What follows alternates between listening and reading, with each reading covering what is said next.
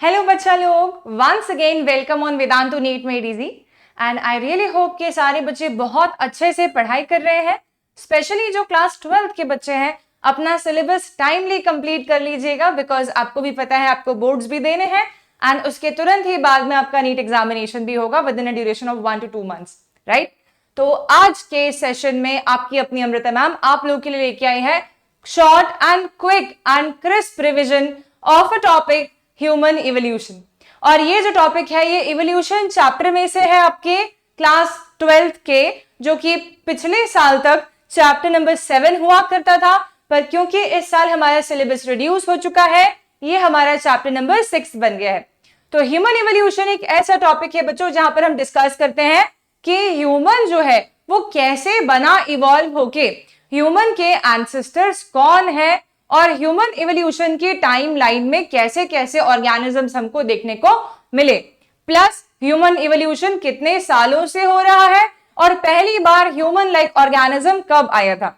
बहुत सारे क्वेश्चंस के आंसर्स हमें इस ह्यूमन इवोल्यूशन टॉपिक में मिलते हैं, plus it is very interesting topic also for all the students, क्योंकि हर कोई जानना चाहता है कि हमारा खुद का इवोल्यूशन कैसे हुआ है। तो ये टॉपिक पढ़ने के बाद आपको बहुत हैप्पी फीलिंग भी आएगी कि देखो यार कितना अच्छा इवॉल्व हो गए हम लोग, कितना अच्छा हमारा इवोल्यूशन हो गया। ठीक है, तो स्टार्ट करते हैं हम लोग ह्यूमन इवोल्यूशन पढ़ना। उसके पहले कुछ 2-3 बातें मैं आपको बताऊंगी। हमारे पास में जो भी यहाँ पर टर्म्स आएंगी, नाम आएंगे, ह्यूमन इवोल्यूशनरी टाइमलाइन में कुछ कुछ नाम आएंगे हमारे पास में, वो सब नाम के सीक्वेंसेस नीट में आते हैं। ठीक है, इसी के साथ साथ में ईयर्स भी नीट में आते हैं कि कितने साल पहले ये एग्जिस्ट किया करते होंगे। ठीक है, और उनसे एसोसिएटेड कुछ इंपॉर्टेंट बातें जो कि हमारी एनसीईआरटी में दे रखी है वो भी हमें जानना होती। तो बेसिकली ह्यूमन इवोल्यूशन में आपको जो जो भी लाइन एनसीईआरटी में दी है, हर एक लाइन बहुत इंपॉर्टेंट है, तो कंसिडर करते हुए उसे भी कि वो भी आपका 10 मिनट्स में कवर अप हो जाए। मैंने आप लोगों के लिए बोर्ड पे ही शॉर्ट नोट्स भी बना दिए बच्चों, ताकि आप फटाफट से स्क्रीनशॉट्स ले लें और इसका पीडीएफ भी हम आपको अवेलेबल करा देंगे वेदांतु नीट मेड इजी पे। ठीक है, तो जल्दी से शुरुआत करते हैं ह्यूमन इवोल्यूशनरी टाइमलाइन। देखो बच्चों कैसा सा हो गया है ह्यूमन। हमारे एंसेस्टर्स जो है वो मंकी नहीं है, वो इनफैक्ट एप्स से ज्यादा मैच करते हैं। ठीक है, कभी कभार आपसे क्वेश्चन लोग पूछते हैं कि ह्यूमन के एंसेस्टर्स मंकी हैं क्या? नहीं, ह्यूमन और मंकी रिलेटिव्स हैं बच्चों। हमारे एंसेस्टर्स जो हैं वो ज्यादा एप की तरह नजर आते, चिंपैंजी या गोरिल्ला की तरह नजर आते। हाइट भी इंक्रीज होती हुई नजर आ रही है। ठीक है, मॉडर्नाइज भी होते जा रहा है।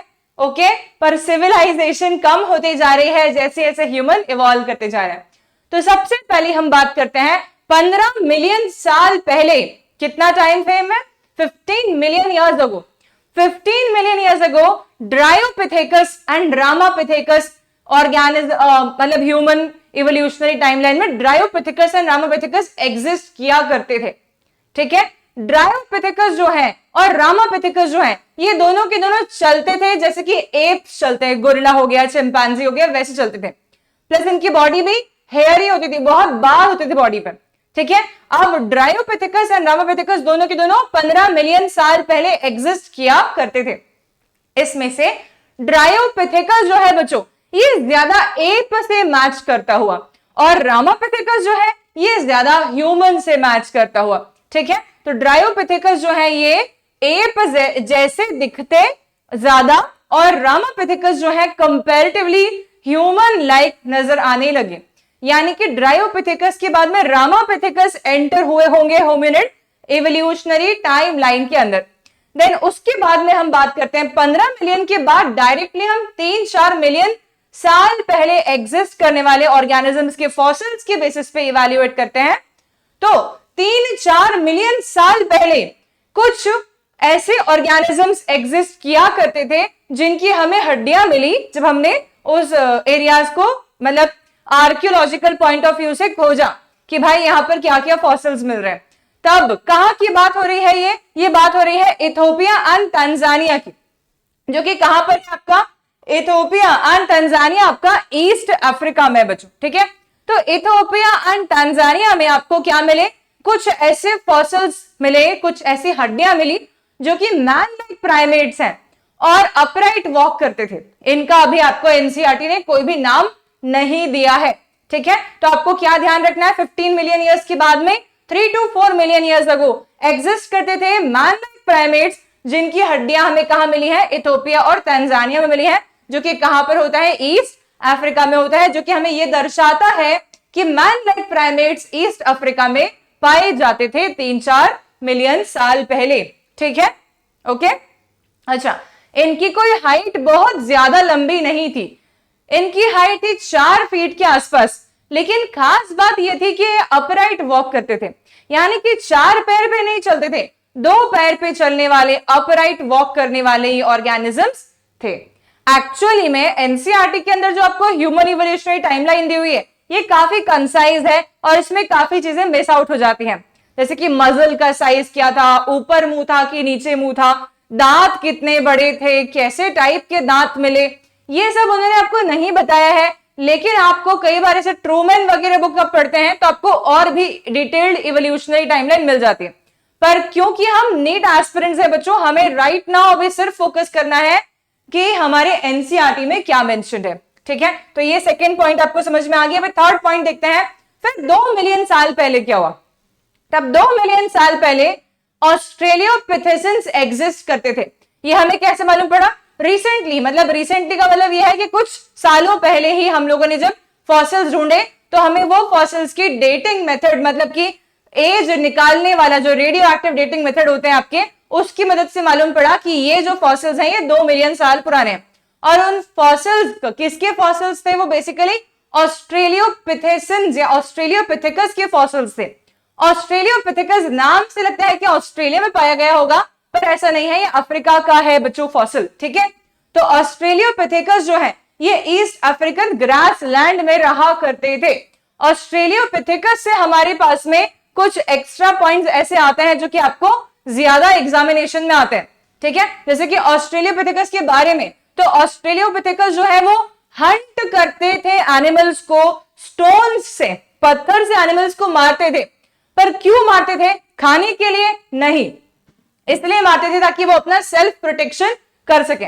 तो अपने आप को प्रोटेक्ट करने के लिए उन्होंने स्टोन के टूल्स बनाए, लेकिन खाते ये फ्रूट्स ही थे बच्चों, ठीक है। तो 2 मिलियन साल पहले ईस्ट अफ्रीकन ग्रास लैंड में रहते थे ऑस्ट्रेलियोपिथेसिस, जो कि फल खाते थे, लेकिन स्टोन के वो टूल्स इस्तेमाल किया करते थे एनिमल्स को हंट करने के लिए, ठीक है। इसी टाइम फ्रेम में 2 मिलियन साल पहले ही हमें कुछ और भी हड्डियां मिली इन ऑस्ट्रेलियोपिथेसिस की बोन्स के अलावा। जो आपको हड्डियां और मिली हैं वो किसकी मिली हैं, वो आपको मिली है होमो हैबिलिस की। होमो हैबिलिस को हम लोग बोलते हैं एबल मैन, टूल मैन, बहुत सारे नाम लेते हैं इसके लिए, क्योंकि ये होमो हैबिलिस जहां भी जाता था अपने साथ में टूल्स लेकर के जाता था, ठीक है। स्टोन के टूल्स इसने भी बहुत ज्यादा इस्तेमाल किए हैं। इसकी ब्रेन कैपेसिटी 650 से 800 सीसी है, क्रेनियल कैपेसिटी, ठीक है। 650 से 800 सीसी क्रेनियल कैपेसिटी है बच्चों। क्रेनियम कितना वॉल्यूम का ब्रेन अकोमोडेट कर सकता है उसे हम बोलते हैं क्रेनियल कैपेसिटी, ठीक है। इसका ये मतलब बिल्कुल भी नहीं है कि अगर किसी ऑर्गेनिज्म का छोटा ब्रेन है तो वो अच्छा नहीं होगा, ऐसा नहीं है। फोल्ड्स बढ़ते जाएंगे, अगर जितना ज्यादा फोल्डेड होगा ब्रेन के अंदर स्ट्रक्चर, जितना ज्यादा सल्कस एंड गायरस प्रेजेंट होगा, उतना ज्यादा वो अच्छा इंटेलेक्चुअल ब्रेन हो सकता है, ठीक है। तो 650 से 800 सीसी इनकी क्रेनियल कैपेसिटी।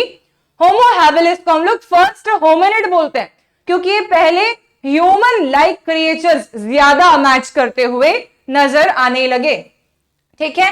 ये भी मीट नहीं खाते थे, तो फिर ये क्या खाते थे, प्रोबेबली फ्रूट्स हो गए, सीड्स हो गए, कुछ भी, पर मीट नहीं, ठीक है।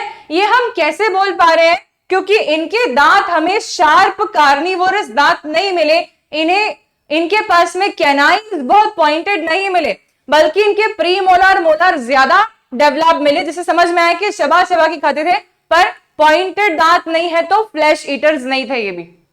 देन 2 मिलियन साल पहले वाली बात हुई। फिर आती है 1.5 मिलियन साल पहले हमें किसके फॉसिल्स मिले। 1.5 मिलियन साल पहले हमें जावा एप मैन के फॉसिल्स मिले, जिसका नाम है होमो इरेक्टस, ठीक है। होमो इरेक्टस इरेक्ट मैन कहलाता है।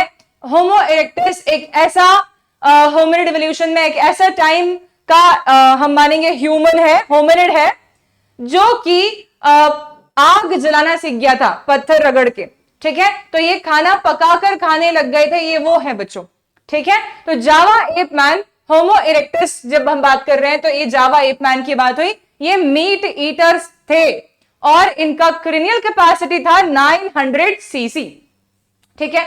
समझ आया सभी को इतना? हाँ जी। अब इसके बाद में क्या हुआ? इसके बाद में आया 1,00,000 साल से 40,000 साल पहले, यानी कि आज से 40,000 से 1,00,000 साल पहले की बात हो रही। अब हमारे पास कौन से आए? होमो सेपियन निएंडरथालेंसिस, जिनको कि हम लोग बोलते हैं निएंडरथल मैन। ये निएंडरथल मैन कहां रहते थे?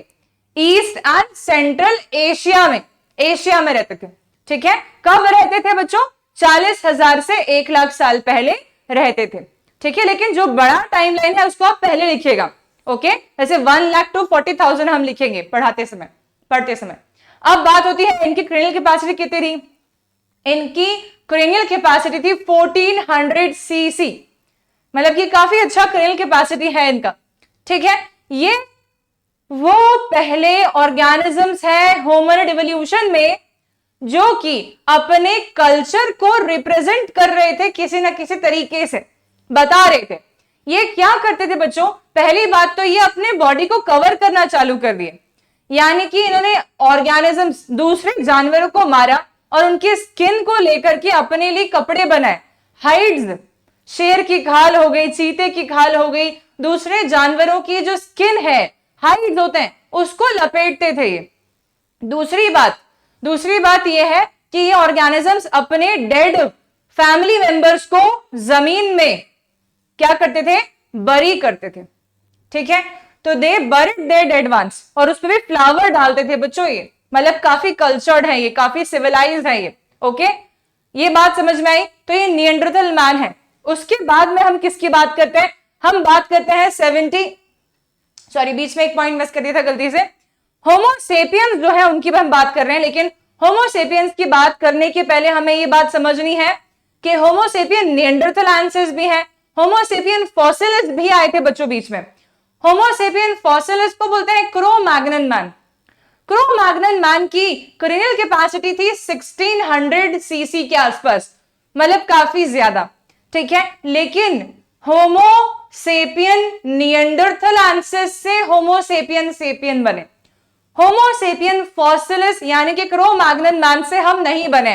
हम ऐसा मानते हैं कि क्रो-मैग्नन मैन जो है वो बीच में ही एक्सटिंक्ट हो गए, या तो फिर वो मिक्स हो गए होमो सेपियन निएंडरथालेंसिस के साथ में, और फिर उनसे बने होमो सेपियन सेपियन यानी कि मॉडर्न ह्यूमन, ठीक है। तो होमो सेपियंस कई जगह पर माइग्रेट कर गए, भले ही वो अफ्रीका में पहली बार मिले थे, लेकिन फिर भी अलग अलग कॉन्टिनेंट्स पे मूव करके अलग अलग रेसेस उन्होंने बना दिए। फिर हम बात करते हैं 75,000 से 10,000 साल पहले तक की बात है।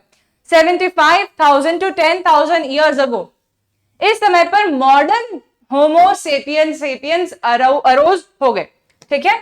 फिर बात आती है इस ड्यूरेशन में 75,000 से 10,000 के बीच में कहीं पर हम बात कर रहे हैं, तो 18,000 साल पहले प्री हिस्टोरिक केव मैन्स आ गए थे, और प्री हिस्टोरिक केव आर्ट्स हमें देखने को मिली, जैसे कि भीमबेटका जो कि रायसेन में है, हम देखते हैं तो कुछ 18,000 साल पहले की बनाई हुई कलाकृतियां वहां पर केव्स में प्रेजेंट है, जो कि ऐसा माना जाता है कि ये प्री हिस्टोरिक मैन ने बनाई थी, ठीक है। फिर आता है हमारा 10,000 ईयर अगो क्या हुआ? 10,000 ईयर अगो के आसपास में एग्रीकल्चर वगैरह आ गया, ठीक है बच्चों।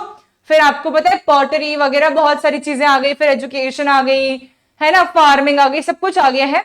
उसके बाद धीरे धीरे आज हम जिस स्टेज पे खड़े हैं ये डिजिटल एरा है, ठीक है। तो आगे भी हम देखेंगे तो ह्यूमन और इवॉल्व होता जा रहा है। हो सकता है कि हमारे आने वाले जनरेशन जो है बाद में हमारी कहानी सुनाए कि यहां से आए थे होमो सेपियन डिजिटलैंसिस, ठीक है। Don't name this, but this is not given in NCERT, so this much is the portion which is given in your NCERT. 10,000 years ago agriculture आया, उसके बाद में ह्यूमन इवॉल्व तो होते जा रहा है, पर सिविलाइजेशन जो है वो कमजोर पड़ती जा रही है। So this is all about human evolution with respect to timeline. I really hope कि आपको सेशन बहुत यूजफुल साबित होगा.